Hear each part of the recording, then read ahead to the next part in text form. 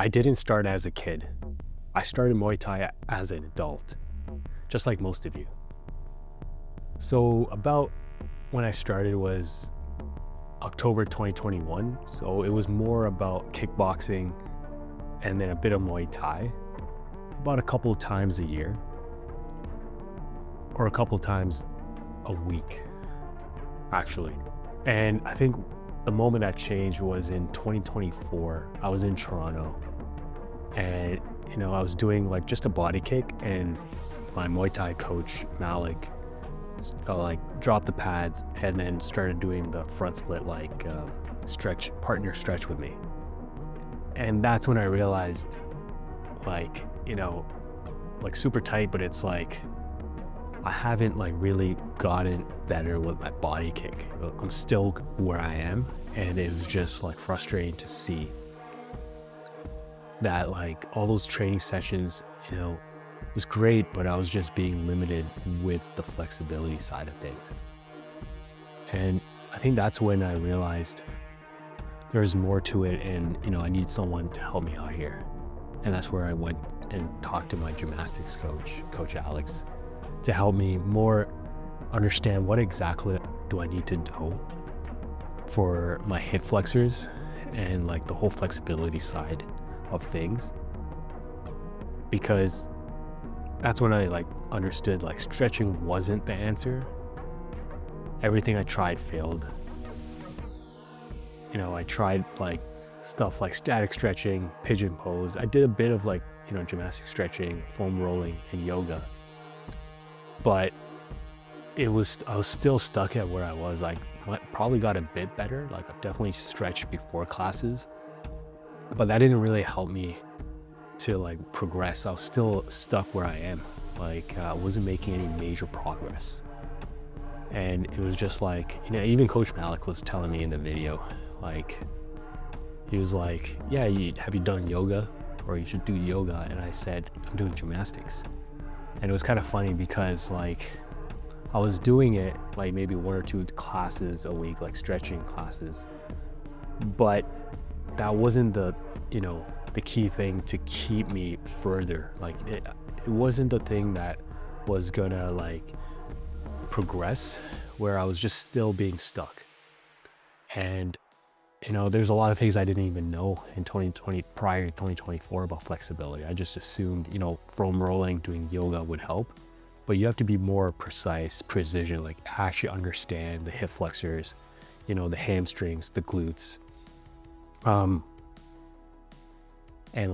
ankles, and then rolling, and then working on the strength, and then the control of the hip flexors, standing on one leg, working on lifting your leg and then controlling it, not just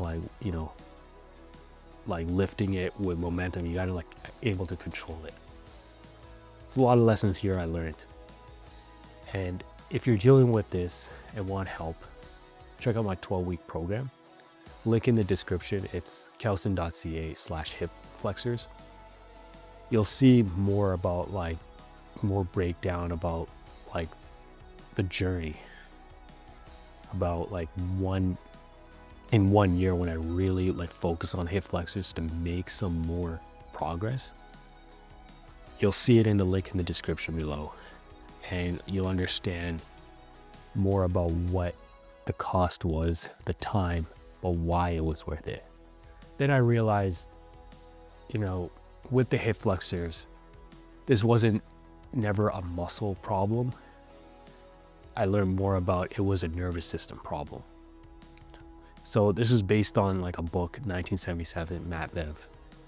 And from the programming I learned from even my gymnastics coach, his coach, Ernie, where I was working with him.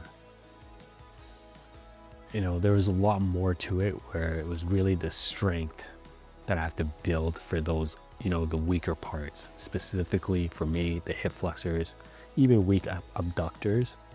But it was just a lot more to build upon, where even if someone could do the middle split, that's not going to help with straining the hip flexors. It's totally different. Specific muscles you have to work on continuously throughout the week. And it's like a daily thing with the daily mobility exercises plus the strength training in different groups. The muscles follow the brain. And so when I started with early last year to really work on my hip flexors, it was about not just working on the gym routine, the flexibility programming he gave me throughout the week. There's 3 programming days, and it was a shift, not just those 3 days, but also what I have to do on a daily basis. I got more of this in the fall with another programming with Richard MFF. It's just Fighter for Mobility, but I just combined that and realized this is like a daily thing. You can't just like do it once or twice, 3 times a week. It's very much like if you're in like in a cutting phase or if you're losing weight, it's a daily thing and you always have to do it. There's no really cheat days. You have to continue to, do flexibility, like programming, and then even on off days, daily flexibility, stretching, and daily mobility, flexibility wise, to really move the hip flexors and get that dynamic stretch. So with this approach in the last year, just in 1 year, I got a 25 degrees gain, a measurable jump in kick height. And what's great about this is, like, for example, the first 4 months we saw some like progress, like for sure, but it was in the 6 months we see some gains, and then in like 12 months is really when we see the significant. Just continue to do the same things, tweak exactly what works for me for my situation on the hip flexors and what I had to do, and saw what works, added what works and what didn't. In addition to that, added more flexibility stuff from my other programming and all my other past experience. And that really helped just bring the strength for my hip flexors. And what was great is, like, everything's documented. I was documented from last year, and it was just seeing the before and after. It takes time. That's the one thing, like Yoga Body, when I was doing that app, it helped a lot with the flexibility. It's just that there's a lot of different exercises when, you just need the 20% of exercises and the key components that work each muscle to get you 80% of the results.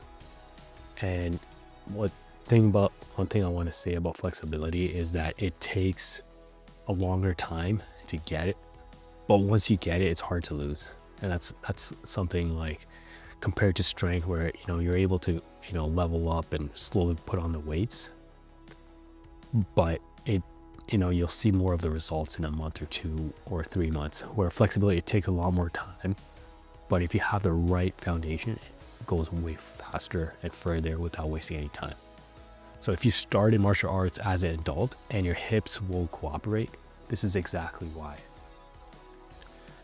You get to see the journey here on the channel, but also I'll talk more about why my approach is more strategic, and it comes from all the failures and the years I wasted just doing it, but not really being precise and precision. I didn't really have direction. I had to just kind of figure it out, and then the pain point got me to really take initiative, taking accountability, and then really taking the time to work on it as a main focus. So if you have any questions or anything, comment down below. I'll be following up more on this with my hip flexors and talking about different aspects I learned and what works and what doesn't. If you want to follow me on my Instagram @official Kowsan, you can take a look. And again, the hip flexor program, learn more about it below, and appreciate you. Thanks for watching, and thanks for your time.